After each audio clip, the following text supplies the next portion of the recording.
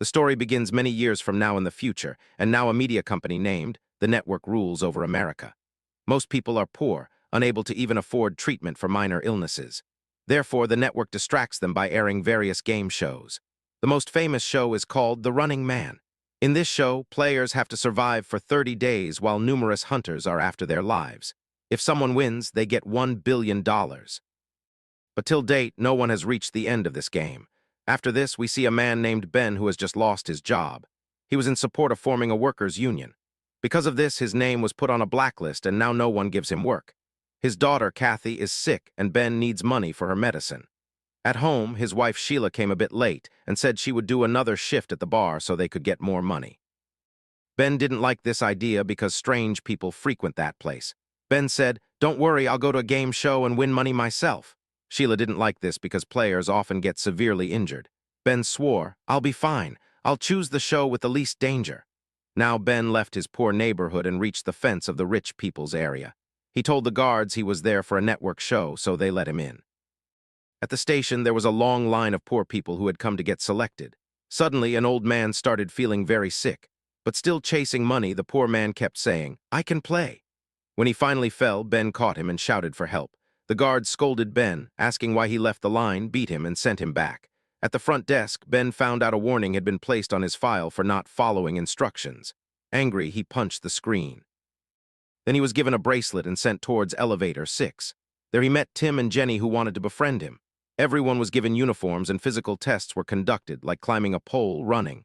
Ben helped Tim a lot during this test. During a break, a guard came to punish Ben, but Ben fearlessly stopped his attack.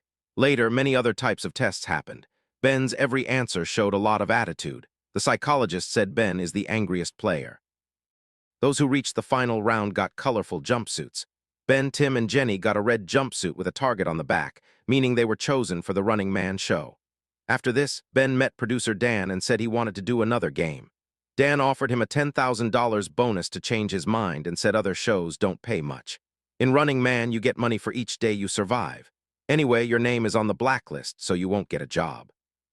Thinking of his family, Ben signed the contract. Then Ben met an agent from the Family Alliance. According to the contract, the network will provide security for Ben's family. They were taken to a safe house and given fake names. Ben wanted to meet his family before the game started, but he only got permission for one call. Ben called Sheila and said, "I'm doing the Running Man show. Don't worry, I'll win and come back." At night, Ben was forcibly kept in a luxury room. An agent brought him an envelope from Sheila containing a family photo and a small sock of his daughter Kathy for good luck. The next morning, Ben was given a running band bracelet. This bracelet showed his remaining time and earned money. The show started and host Bobby called Ben on stage. Bobby lied to the audience, saying Ben used to work in defense security and was caught selling state secrets. An AI-generated video was also played on screen. Ben denied it for everyone, but Bobby didn't listen. The rest of the world thought Running Man was a way to punish criminals. They didn't know the players were desperate people risking their lives for their families. Ordinary people also got money if they reported a player's location. When Bobby asked Ben for his last words, Ben insulted both Bobby and the audience, saying, "I will survive and burn this building down." After introducing all players, Bobby explained the rules. Everyone got a $10,000 advance and a 12-hour head start, meaning they could hide wherever they wanted for 12 hours. No one would hunt them. 5 hunters would be sent the next day. All players had to record at least 10 minutes of video daily and submit the tape in a drop box before midnight. If the tape wasn't submitted, the money would stop, but the hunt would continue. Then all 3 players were sent to a dark room via separate elevators. There Ben found a camera, some money, and normal clothes. Ben changed clothes and left the building. He quickly took a taxi. The driver recognized him and asked for a selfie. When Ben refused, the driver got angry. He said, "Treat people well or they will report your location. They get money for it anyway." Soon, Ben got out of the car and started running. Finally, Ben reached an empty building where his old friend Molly lived, who made things for the black market. Ben asked him for 2 fake IDs and a gun. Molly was very angry because Ben was currently part of the game. People were looking for him. "Why did you come to me? Do you want to endanger my business?" After some argument and hearing about Kathy, Molly helped. Ben changed his appearance and took similar fake IDs. Molly packed his things in a suitcase so he'd look like a businessman.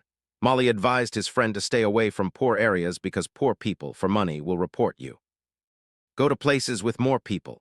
Molly also said, If you were in so much trouble, you should have told me. I would have kept you as my assistant. But now, if you want to survive, you have to win the game." In the morning, Ben went to the train station. Posters of all three players were everywhere. Ben bought a ticket to New York and boarded the train.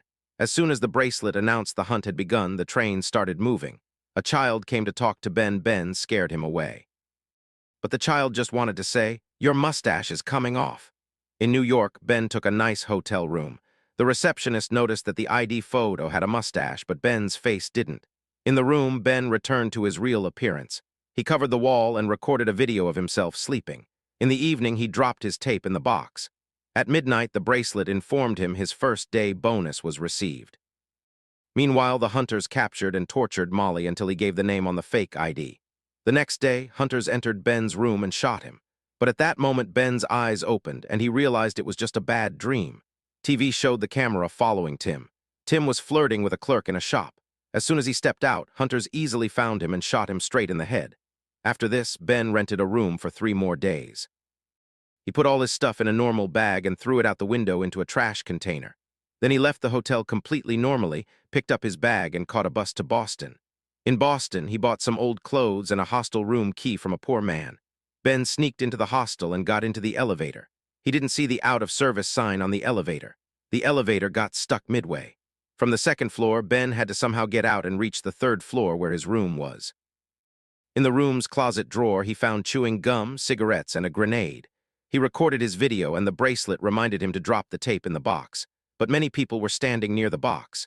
Ben got ready to bathe and went towards the common bathroom, thinking about the box. Suddenly, he remembered one of the faces outside looked familiar. It was a hunter, and now all hunters were coming up. Someone opened the bathroom door and Ben hid. Now the hunter reached the 3rd floor and started checking rooms. As soon as the hunter left, Ben entered the bathroom and tried to look outside through the window. But the window was closed. Leaving here without his bag was impossible. Ben pulled out an iron rod from the wall and quickly broke the glass. He used gum to stick glass pieces to the rod. Now in the corridor, Ben was checking the hunters' positions using the glass mirror. The hunters were about to enter his room. But Ben quietly climbed the stairs and shouted loudly, "Hey, that TV show guy ran to the 2nd floor. Someone catch him." And instead of going down, he ran up and reached the roof. From there, he grabbed the cable of a glowing sign and started climbing down. He reached his room, broke the window, and got in. Hearing the sound of breaking glass, the hunters came back. Ben quickly put on clothes and grabbed his stuff. As the hunters outside started firing at the door, Ben jumped out the window and grabbed another cable. The sign suddenly started tilting. Then Ben saw a hunter below waiting for him to fall. Ben had no way out now, so he broke the window of a nearby room and got inside. The network's drone was still following him. Ben started running in the corridor, and hunters were shooting at him. Soon Ben reached the elevator. He caught the drone and smashed it hard on the elevator's control panel. The recording stopped and the elevator started working again. In the lobby, a hunter attacked him. Ben immediately picked up the grenade and threw it up through a hole in the ceiling. This caused a huge explosion and the elevator fell straight to the basement. Now Ben only had a matchstick left. For more light, he lit a magazine on fire. While walking, a rope accidentally caught fire and the fire spread more. Now hunters were in the corridor, so Ben pulled furniture to block the door and went into a sewer following rats. The hunters fired indiscriminately and a bullet hit a gas pipe, causing a massive explosion in the basement. The fire entered the tunnel too, so Ben had to jump into the sewer water. The entire building blew up in the blast. When Ben came out on the street, he met a boy named Stacy. Ben threatened him that if he told anyone, he wouldn't survive, but Stacy said, "I won't." Ben checked his bracelet and found out many people died in the blast, because of which he got a lot of money too. A little later, Stacy returned with his brother Brad. Brad took Ben to his house and fed him. Brad's house also had a sick child, but he refused to take money in return for help because he was against the network. He didn't want their money. Brad showed Ben his secret video room where he records and uploads online analysis of Running Man episodes. The players who get caught are all shown publicly, so the most important thing is to stay completely hidden. Brad wanted Ben to hide with him and make a plan for the last day so he could win. The next morning, Ben learned about the bad things happening in that area that the government wasn't addressing, just hiding them. Angry, Ben made a video and told people the government was killing their children. Those in power don't care about anyone. Later during the show, Bobby came with some children and said these were the orphaned children of those who died in the blast. He played Ben's tape edited to make it look like Ben was mocking these children. Ben tried to explain it was all fake, but Brad's mother got very angry and threw Ben out of the house without listening to him. Brad and Stacy still wanted to help Ben. They hid him in the car's trunk and took him away. Everything was going normally. But suddenly a bullet hit the trunk because two bikes were chasing them. Ben opened the trunk and threw a tool at a biker's face who fell right there. The other bikers were still shooting. Ben hid in the trunk again and Brad stopped the car. The bikers couldn't stop in time and crashed into the car. Now Brad drove the car and crushed both of them. After this, Brad dropped Ben outside the city. He also gave him a gun and his friend Alton's address. After a short train journey, Ben is now hiding in another hotel and saw his new tape on TV. He knew the network would edit everything anyway, so he just made a video of himself reading a book. Bobby also showed Jenny's tape, where she was seen partying at a club. Disguising himself, Ben went to drop today's tape in the box, but the mailman was standing there and started getting suspicious. He talked close to Ben's face under the pretext of talking, secretly recording video. Ben pounced on him and attacked him. Then he quickly dropped the tape in the box and ran away, but a car was still chasing him. Ben ran through the woods, crossed a fence, and quickly boarded a moving train. The mailman fired shots, but Ben somehow escaped. A while later, we see Ben pretending to be a lame man. He limped and stood in a group of people watching the show on the street. Meanwhile, Jenny was caught at a casino. She was about to escape by car, but two people set her car on fire and she died. A little later, Ben finally met Alton. Alton lives with his mother. He said his mother's mental condition is not good, so don't pay too much attention to her. Alton took Ben to his secret room where he printed pamphlets against the network. His father was in the police, but his own people killed him for speaking against the system. Since then, Alton also became a rebel. He told Ben that scanners are installed in street lamps all over the country that recognize even the smallest trace of DNA. So Ben should hide underground. His father had built a bunker during the Cold War, so Alton wanted Ben to hide there and win the game. Then when you win and grab the headlines, print our rebel newsletter along with it so our message reaches people. Ben spent the night in the secret room and recorded his tape. In the morning, when he went to deliver the tape, Alton's mother saw him. She immediately recognized Ben and tried to report him, but Alton stopped her. But then he felt this was his chance to avenge his father, so he informed the police himself. Soon, the police surrounded the entire house, and bullets started flying from all sides of the walls. The mother was trying to tell the police where Ben and Alton were, but Alton locked his mother in a room and also activated all his traps. When the police entered, Alton released water on the electric wires lying on the floor, giving a strong shock to some policemen. Then Alton and Ben broke through the wall of the secret room and escaped. When the police chased them, due to Alton's traps, some chemicals were thrown on the policemen and fire broke out. There was another trap on the stairs which broke the wood, causing policemen to fall down. Then Alton took Ben to the bathroom and both slid down a pole inside the shower. In the next room, Alton showed a secret door in the floor and both quickly descended into a tunnel. But a hunter was already present there and stabbed Alton. Then he attacked Ben. A fight ensued and Ben got a cut on his hand, but he snatched the weapon from the enemy. Alton grabbed a knife and stabbed the hunter in the leg, causing him to fall. Then the hunter got a call from Dan who wanted to talk to Ben. Ben asked, "You have so much technology, why not fake the entire show?" Dan revealed, "What do you think? We tried, but computer-generated people aren't as entertaining as real people. They don't have different personalities." Then Dan told Ben to kill the hunter so the drone could record it and ratings would increase. Ben refused and shot the drone directly. After this, Alton and Ben broke a door with a car and got out. They reached the forest, but a helicopter was chasing them. Alton told Ben, "Leave me and run," quickly reached the shelter. But suddenly a sniper from the helicopter shot Alton in the head. The hunters surrounded Ben, but they didn't have permission to shoot because the order was to capture him alive and kill him on camera. There were bombs in the car, so Ben drove the car off a bridge and jumped. The car hit a hunter and exploded. Ben fell into the river, and the bracelet gave him a huge bonus for killing another hunter. Passing through villages and fields, Ben reached the bunker location. But he found out the government had destroyed the bunker while building a new city there. Ben spent the night in an empty house and dreamed of his family, which gave him the strength to continue his game. When the police reached that house, they found Ben's new tape and also a message to mail it. On the road, Ben saw the first car, broke its window, and got inside. He threatened the girl driving, Amelia, to drive quickly. Drones and police were chasing them. After avoiding many cars, Amelia suddenly turned onto the wrong side of the road, which saved them for a while. During the journey, Amelia was cursing Ben. "You're a #1 bastard." But then Ben showed her his family photo and told her how the network uses fake videos to hide their truth. Suddenly, the car's AI got hacked and it crashed into the side. Two hunters came in their truck to capture Ben, but a drone fired at them and their truck also exploded. This meant Dan wanted to keep Ben alive to make the show more interesting. A fake video was shown on TV where Amelia was screaming for help. Now Amelia understood Ben's point. Both moved on, and people on the roadside were seen supporting them. Finally, they encountered a roadblock where the hunter leader was standing. Many drones were recording, so Ben pretended he had a bomb and would kill all civilians on national TV. He demanded a plane and 2 parachutes, and the hunter leader got orders to agree to the deal. At the airport, Ben told Amelia she could leave if she wanted, but Amelia refused because she had seen the truth. On the plane, Ben asked the hunter's leader to remove his mask. He refused at first, but when Dan gave orders, he had to remove it, and the camera recorded Ivan's face.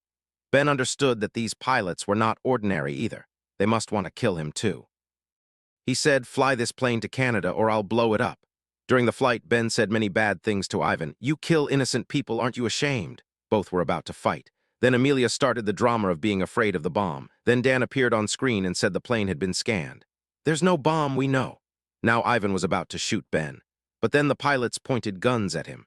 Dan scolded Ivan because he wanted Ben killed in a spectacular way. Then Dan offered Ben a deal in private. If Ben kills Ivan and all the pilots, he could become the new hunter and get millions every year. But Ben refused. Then Dan showed him a video where hunters had killed his wife Sheila and daughter Kathy. Seeing this, Ben went insane. He screamed and broke the laptop in anger. Amelia turned on her screen and saw Bobby showing clips of Ben's family. He was saying the hunters, annoyed with him, broke all rules and killed his family. Now the entire audience was with Ben. A pilot picked up a gun, thinking this, but Ben shot him first and used him as a shield while another pilot was firing at him. A fight broke out, and now Ben started killing everyone like a madman. In all this, the plane also went somewhat out of control and started falling. After many attempts, Ben got the gun back and shot the hunter in the head. The network people also took control of the plane, and it started flying straight again. Later, Ben found Ivan hiding in a hatch. He also suddenly attacked. Another fight broke out. In anger, Ben smashed Ivan's head against glass. Ivan took a broken glass piece and stabbed Ben in the stomach, revealing, "I was also a player once, survived for 29 days. That's why the network offered me a deal to become a hunter."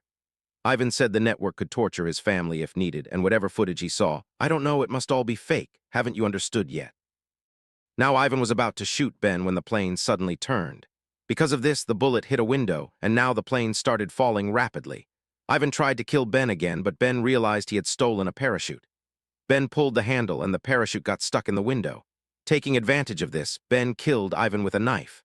After this, Ben gave Amelia the bag filled with Alton's Rebel newsletter, opened the door, and sent her out with the parachute.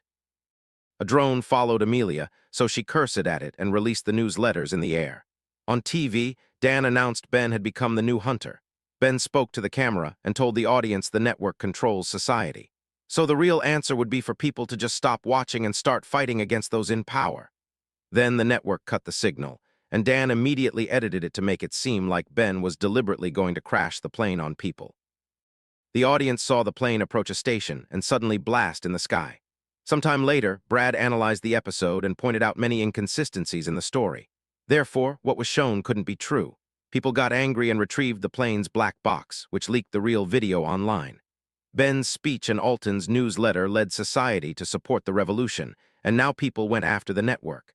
Brad also noticed the auto-eject seat was missing from the plane. Therefore, Ben might still be alive. Then we see Sheila and Kathy in the market, who are perfectly fine and buying some groceries. With Ben's earned money, their life was comfortable. As soon as they stepped out, they were shocked to see Ben waiting for them outside. Meanwhile, at the TV station, host Bobby got scared of the angry crowd and quit his job.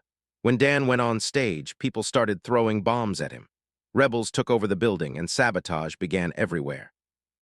Producer Dan tried to escape but got tangled in a cable and fell. Ben emerged from the fire and shot Dan straight in the head to end this entire corrupt system. If you liked the video, please like it. Subscribe to the channel. See you in the next video.